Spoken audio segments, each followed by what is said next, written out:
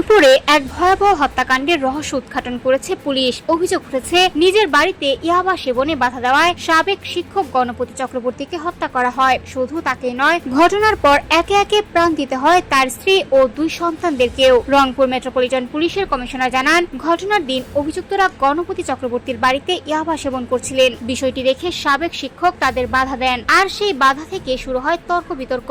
এক পর্যায়ে পরিস্থিতি ভয়াবহ রূপ নেয়। অভিযোগ অনুযায়ী প্রথমে শ্বাসরোধ করে হত্যা করা হয় গণপতি চক্রবর্তীকে। এরপর পরিবারের অন্য সদস্যরাও অভিযুক্তদের নৃশংসতার শিকার হন। কিছুক্ষণের মধ্যে একই পরিবারের 4 জনের প্রাণ ঝরে যায়। তবে হত্যার পর যা ঘটেছে সেটিও রীতিমতো চাঞ্চল্যকর। পুলিশ বলছে, হত্যাকাণ্ডের পর অভিযুক্তরা বাড়ির ভেতরেই গোসল করেন এবং আবারও মাদক সেবন করেন। এরপর ঘটনাটিকে ডাকাতির ঘটনা হিসেবে সাজাতে পরিকল্পিতভাবে ঘরের আসবাবপত্র এলোমেলো করে ফেলে রাখা হয়। সবকিছু ওলটপালট করে দিয়ে তারা পালিয়ে গেলেও শেষ পর্যন্ত পুলিশের তদন্তে বেরিয়ে আসে ঘটনার ভয়ঙ্কর চিত্র।